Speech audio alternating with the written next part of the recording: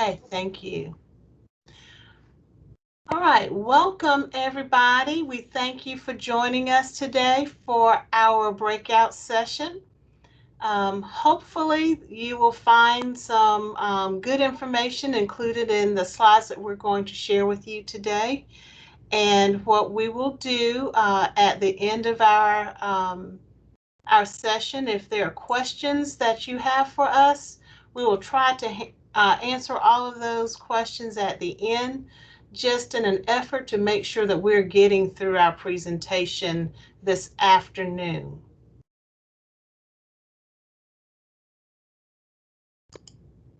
And of course, you've seen our housekeeping slide just reminding you to make sure that your microphones are muted and that your video function is off during this recording for us. Okay, let's just jump on in. So Congress passed the appropriations bill back in January, and funding awards for Title I programs and other programs have been determined. And these awards are the ones that are usually granted July 1. And if you can look at this slide here, this will show you that all of the programs received an increase in funding. Before you get excited, because we don't want you to get excited just yet, it does not necessarily mean that just because you see this nationwide increase, that automatically translates to a huge bump in funding for you for any of those pots of money that are shown on the screen, okay? There are other factors that are going to take consideration before you receive your funding. And Jennifer is going to talk a little bit about that as we move deeper into our presentation. Of course, as you know, poverty is one of those key factors in determining funding for Title I and for Title II. And with that being said, you know, our formula grants are spelled out in statute and how they're done. And like I said, Jennifer's going to get a little bit more involved in that for us in just a little bit. But in December, Census Bureau released the poverty data estimates with a 90-day challenge period. And you should have received that information a while ago. And with that, that census challenge window ended on March 8th. So if you didn't see any reason to challenge, or you were thinking about challenging and you didn't do it, you've missed that window of opportunity. Now the Department of Ed will be, yes. I'm sorry to interrupt. Denise Ling, she said that she's not able to see the current slide. She can only see the housekeeping slide. Okay, now is everyone else seeing just the housekeeping? Okay, so we've got someone saying they're able to see the current slide. Okay, so Denise, I would say that maybe you need to pop out and come back in. Maybe that would work for you, or try to refresh.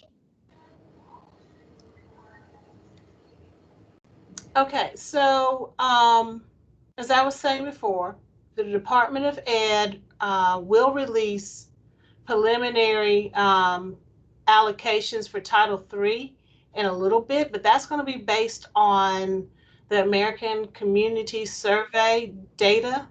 So we're still waiting on that, but we're talking more about Title I and Title II today. But just wanted to let you know that, just in case you are also responsible for the Title III funds.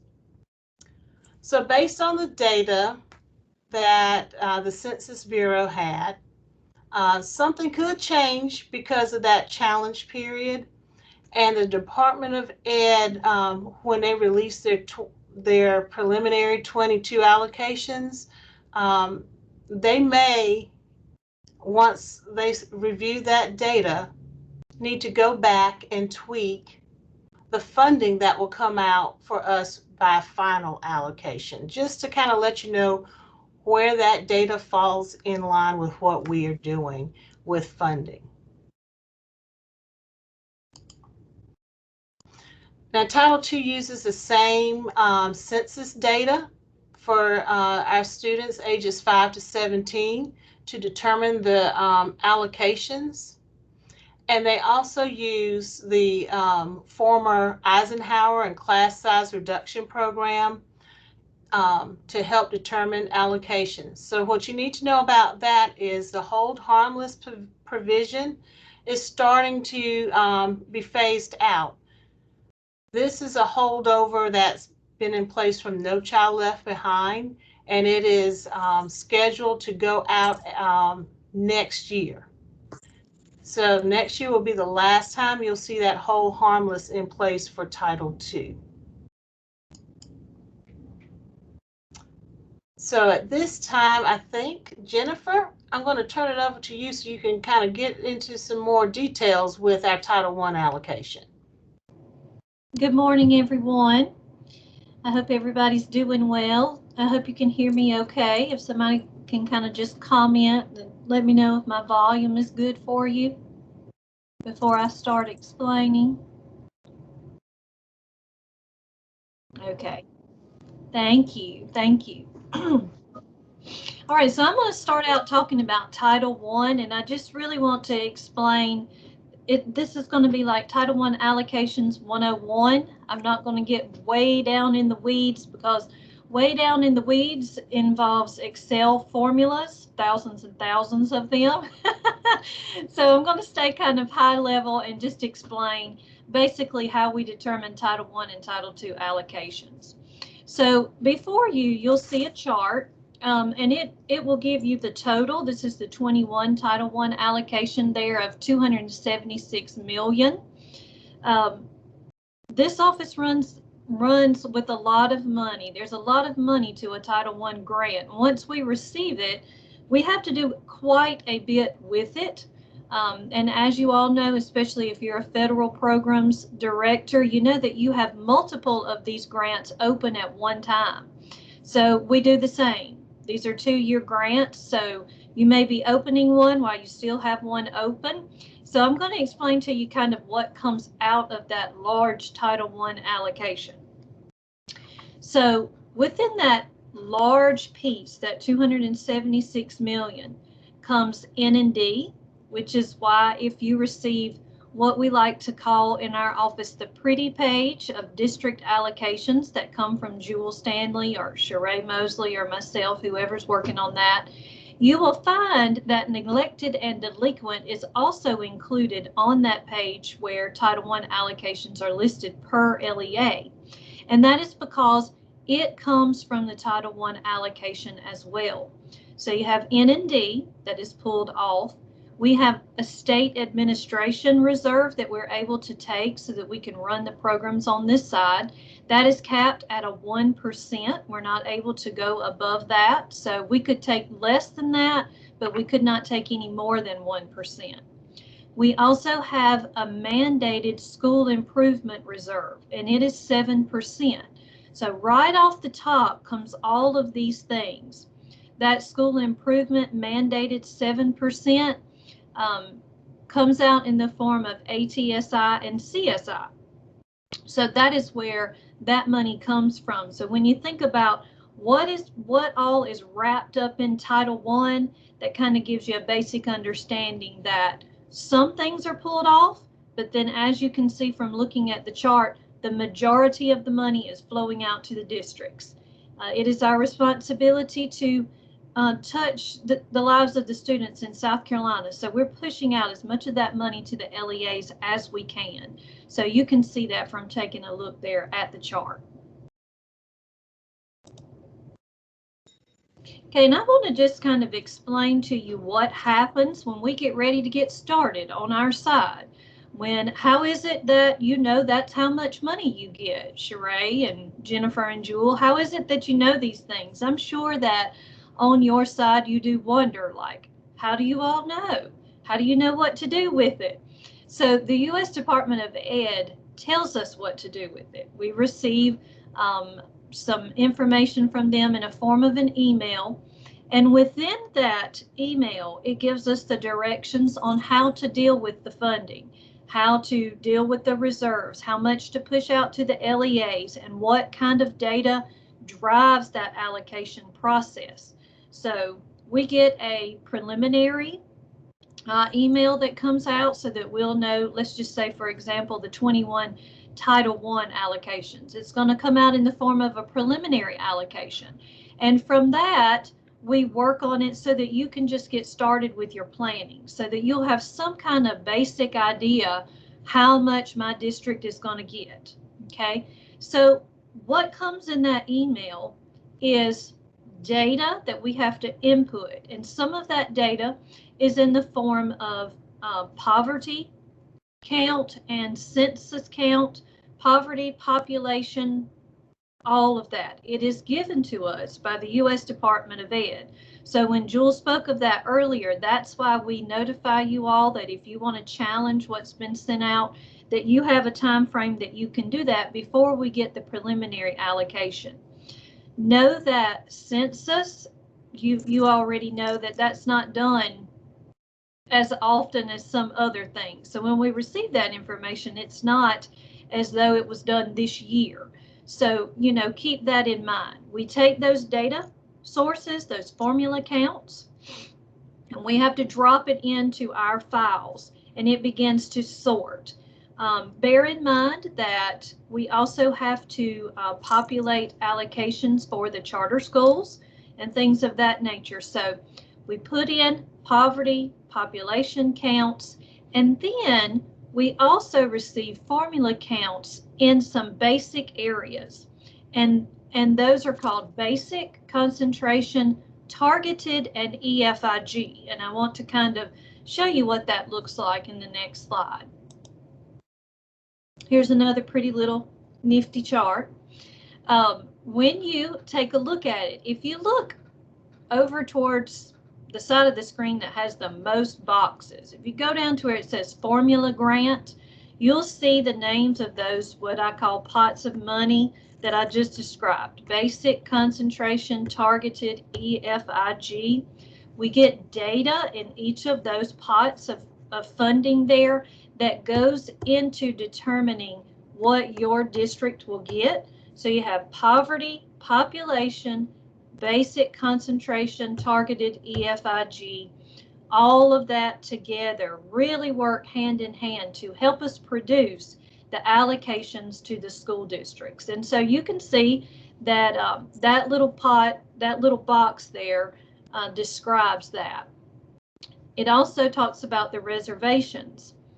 Again, I go back to telling you that with Title I, well, most of the funds that we operate, most of the money is pushed out to the school district. So the reservations there at the top again, 1% is held for state admin, school improvement, 7% required that we pull off, which is CSI and ATSI. And then there's one called the direct student services. This is an optional reserve, and you can see that it says optional there. There's only been 1 year that the state of South Carolina decided to do direct student services. That is not something that we did in the 21 grant. So we did not opt to do direct student services, which just meant that more money that would have been pulled off for that particular item is actually flushed on out to the district. So if we opt to not do direct student services, it's coming out in your district allocations if it's not reserved for us. Okay, so all of that together makes up that 100% total that you saw on the first chart from earlier. Okay, while we're talking Title I, I'm just going to kind of echo some things that you may have already heard this morning. I was listening in this morning with Tiffany, and so I'm just going to kind of briefly talk about the 15% carryover update. For the 20 Title I allocation, we received a waiver from the U.S. Department of Ed So we did not have to track the 15% for the 20 Title I. However, we are tracking the 15% with the 21 Title I. So there have been some questions about, will there be a waiver? Will we be granted another waiver? And this morning you heard her say that that is on the radar for the U.S. Department of Ed. We may receive a waiver. We may not. As of right now, I wish that we did know. And she said the same thing this morning. It would really behoove us to know if we're going to receive that now, because I know that you are trying, and some of you frantically, trying to get it down to the 15%. Due to COVID, I know that that really threw some hiccups into some of our normal processes and procedures, and it is difficult sometimes to get it down to the 15%. But I do want to urge you to spend down to the 15% as if we feel like we're not going to get another waiver. I don't want anybody caught, I guess, unprepared, and thinking, well, we're going to get it when we're not really sure. So spend on down to that 15% with the 21 Title I grant. We would like to try to see that the districts reach the 15% with expenditures through June the 30th. I will not pull it and really look down into it until after August the 15th, when claims have been turned in and they've processed all of that. And then I'll contact if I need to after that point. If you are a district that you are curious if you are eligible to utilize a waiver, if you feel like I just don't think I'm going to make it, and you want me to take a look to see the last time that your district may have requested a waiver, you can contact me at any time. Send me an email, give me a phone call. We'll go back into the files and take a look at the last time that maybe you utilized a waiver. Some districts never utilize a waiver. So, if you feel like you're not going to make it this time and you haven't utilized a waiver, then you're eligible to use a waiver.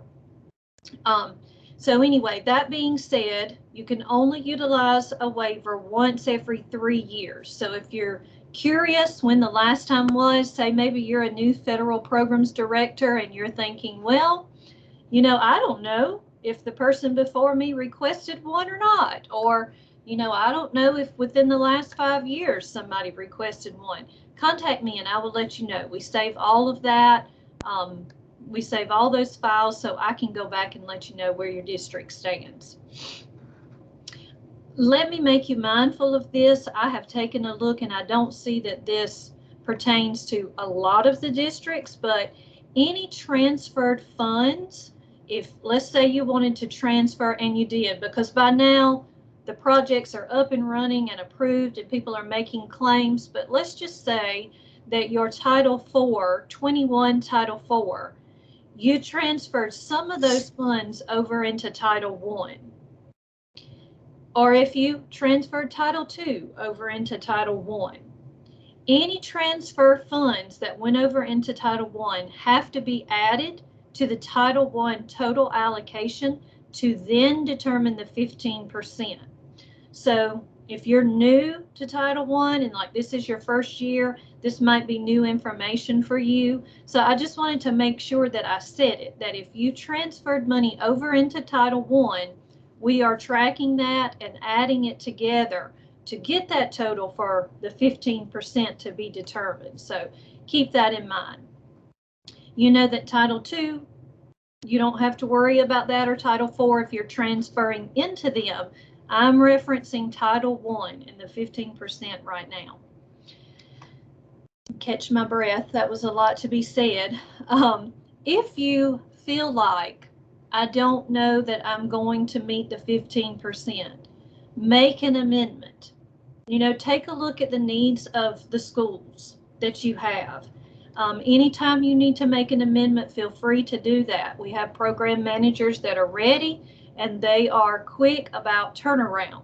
So make sure if you feel like I need to make an amendment that you do that. Let me kind of put in a plug here for something that you don't see on the screen. If you're going to amend, the process needs to be that program goes before finance. And what I mean by that is Jim's amendments need to be entered, looked over by the program manager here at the State Department, and then you should receive approval prior to putting it into GAPS. Because on our end, if GAPS pops up first, we're going to look to see, okay, well, what's going on in Jim's? The two have to match. So put your Jim's amendments in first, have some approval, and then move into GAPS. Make sure that both of those match if you're doing an amendment. On another note, remember that your 19 and 20 funds are going to expire at the same time. That's unusual. It's not something that we've ever had to happen. Please don't leave any money on the table. Spend it. Amend your projects if you need to. Our time is running thin with those grants, and so spend, spend, spend. Make amendments as needed. As far as Jim's is concerned, while I'm talking about that, I had 3 little notes on the side. If you are a Title I director and you already know of like changes to grade spans or school changes, and you know that that's coming for the 22 Title I, go ahead and send Jim's a little message to let them know this is what 22 is going to look like, and these are the changes that I already see coming. That'll be a big help on the front end for everybody. They can go ahead and make plans for what you're going to need for your district. And you can do that by going into Jim's on the sections page, go down to request help, just put in a little ticket and tell them for the upcoming year, these are the changes that I know I'll need to have made.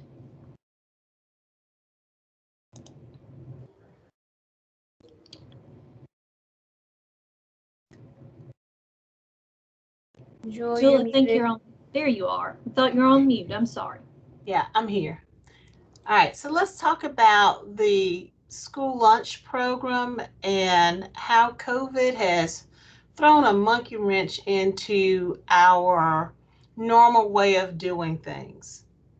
So with the school year last year, the USDA provided states with a broader set of flexibilities to make sure that our students were still able to receive meals during COVID, and how we transferred from face-to-face meetings to virtual settings, and just all of that, and making sure that our children were fed. What that meant, however, is that now your data may not look the way it normally would have if you had a normal school year. And that has some implications on Title I for sure, and a few other programs that we run. There is a fact sheet, and when I get a moment, I'll try to drop this link into the chat for you so you can see the USDA's fact sheet on the waiver and how it impacts our ESSA programs. So with that being said, there are quite a few connections that we can say between the USDA's data and our ESSA programs. The USDE, the Department of Ed, has noted that the lunch program data impacts these following programs. So we're talking about within state allocations for special LEAs.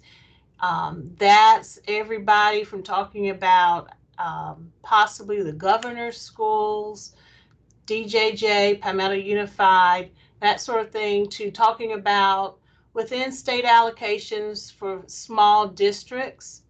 And then, of course, with just within your own district allocations themselves, it also impacts our reporting and our accountability. And it also has impact on equitable services. And we'll get into equitable services in another presentation. And of course, it's going to affect both Title II and our rural and low income school programs, or Title V programs. So what are your options? You've noticed that your school lunch data is a little shaky, but you still need to have some good data in order to determine school eligibility, right? So deriving a census poverty count is going to be very important for your allocations as well as for reporting and accountability. And so there's a mixture of data that can be used, possibly, that could help you with determining the poverty. You have Medicaid data. You have your temporary assistance for needy families, or TANF as we call it. And then you could have a composite of those two. You could use your school lunch data from the previous year, or a combination of the previous year and the current year. You can just use direct certification numbers. You can use a composite of the school lunch program, Medicaid, TANF, and using that from the previous years with the free and reduced lunch, or a survey that replicates the school lunch program. I will tell you, for South Carolina, we have a wonderful thing called Pupils in Poverty. Pupils in Poverty runs that composite that we're talking about on this slide, these various data points, because Pupils in Poverty will include your SNAP data, TANF, Medicaid, foster care, homeless. It combines all of that. And right now we know that your Pupils in Poverty will probably give you the truest possible picture of what the poverty looks like for each of your schools. I am not confident that the school lunch numbers will garner the information that you really need. I would encourage you to possibly consider using Pupils in Poverty. Last year, some of our districts did start using Pupils in Poverty, and this information for them was just as easy to access and align what their eligibility was for each school.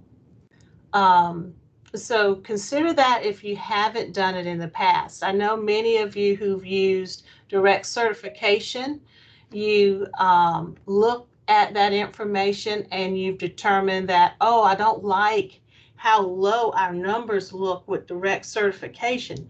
And so you've tried using direct certification times a multiplier to get you closer to the numbers that you used to see with your school lunch program.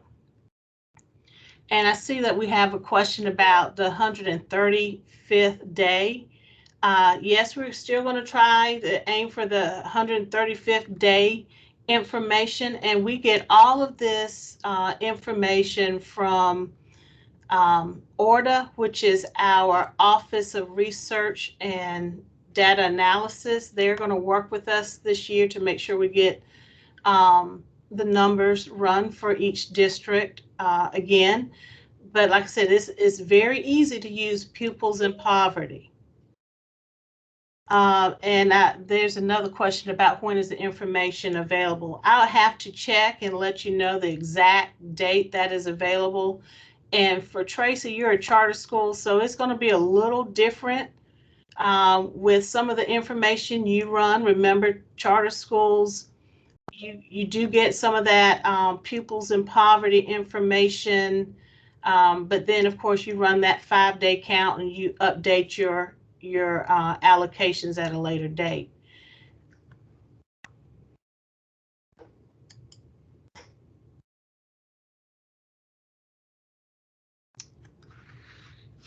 Okay, Jennifer, is this you or is this me? I'm sorry. It's probably me, but my screen got stuck back on the National School Lunch Program slide. Okay.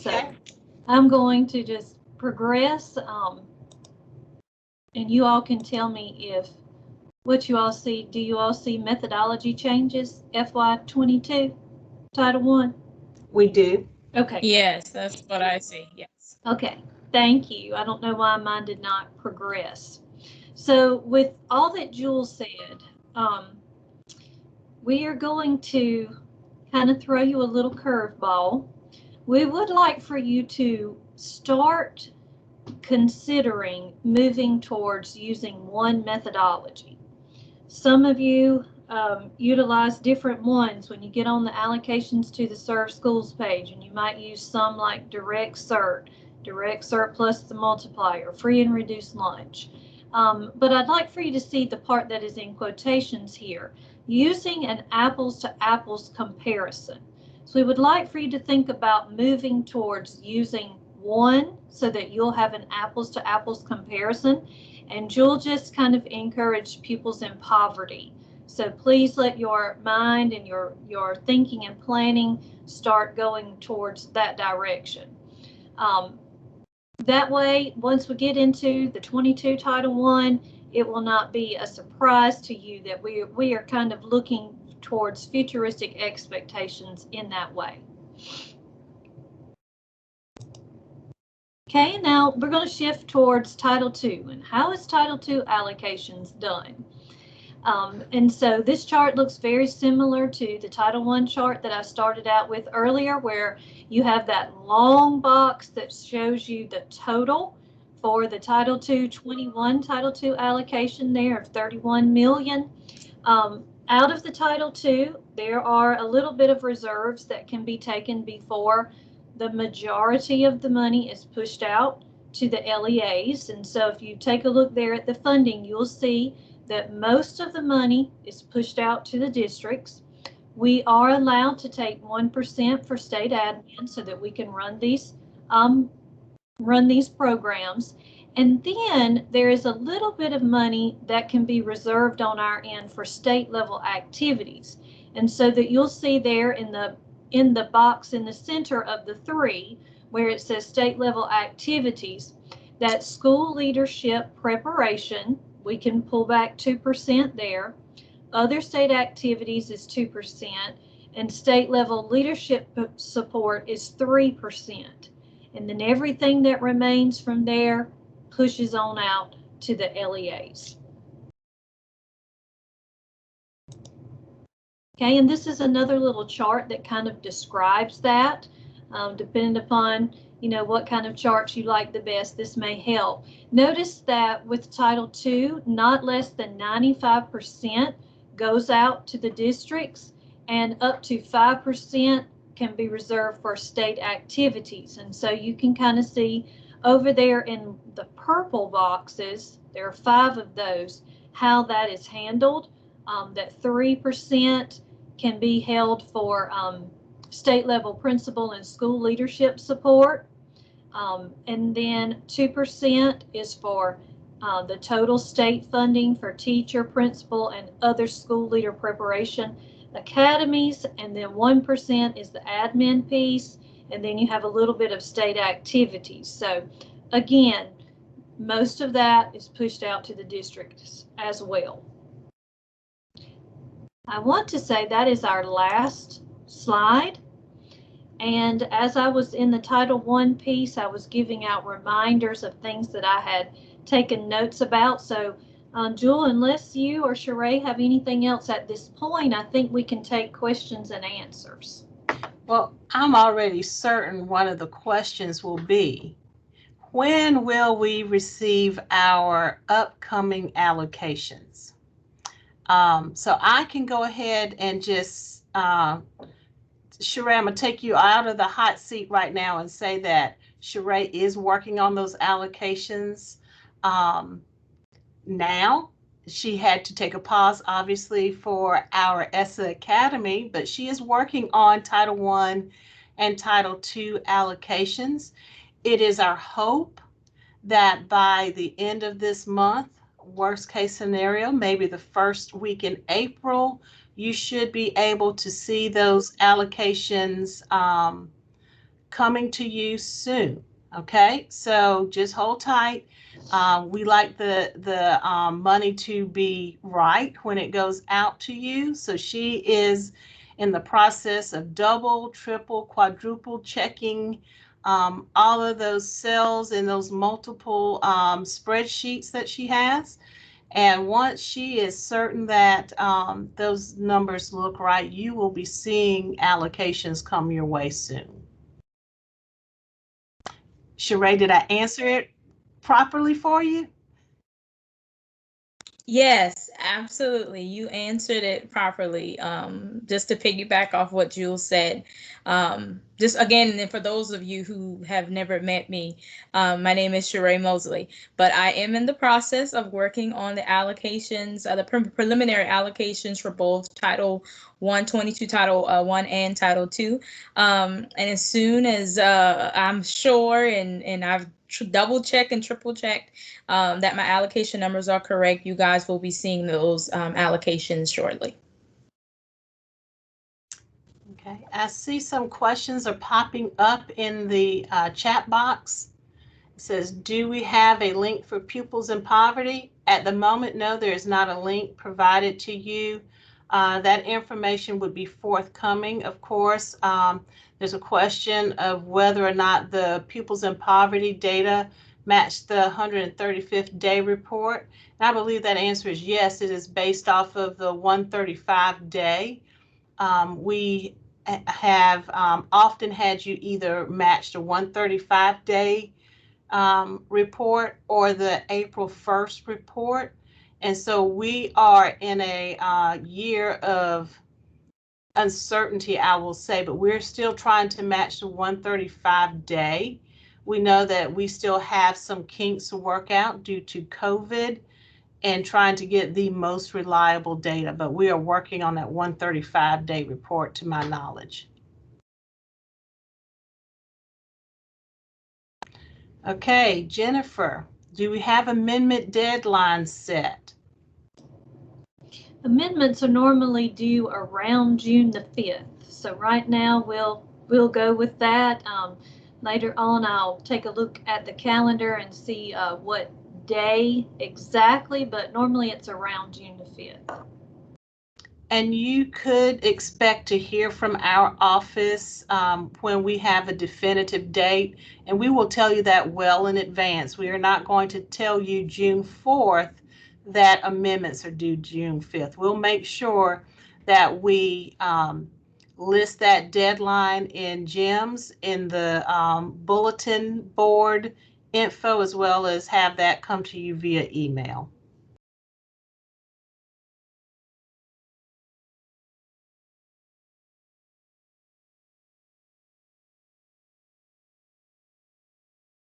Okay, we're going to give y'all a little more time for questions as if you have any that come to mind. We are just going to hang on for a little while longer just to make sure that we've answered all of your questions today.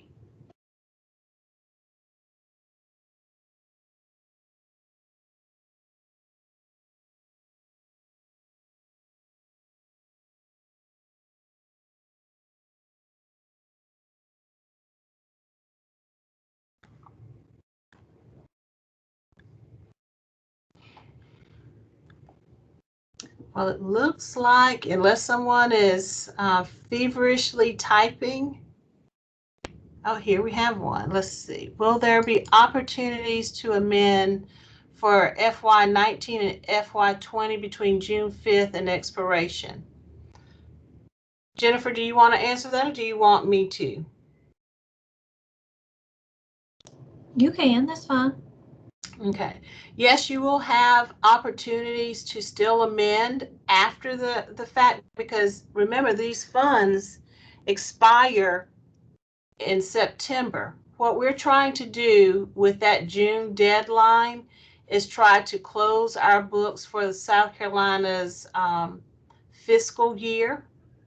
And so we're trying to get all of that information sorted out. But of course, you know, there's going to be a pause with amendments after June 5th for just a little while to try to reconcile some of the books. But you will be able to make amendments prior to those funds expiring in September.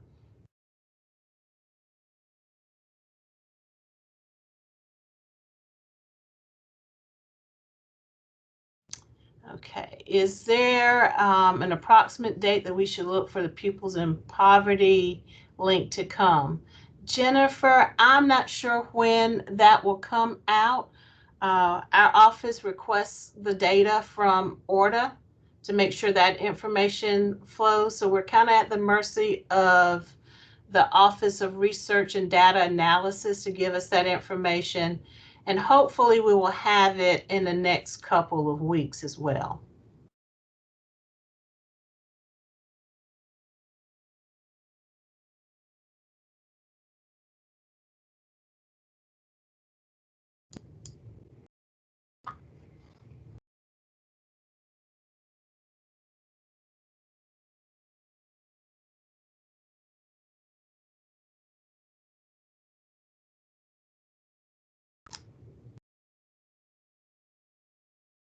Okay, we'll give you a couple more minutes if you have questions. And then we're going to end the recording. We'll give it, like I said, a couple more minutes. And this recording will be made available to you all at a later date so that you can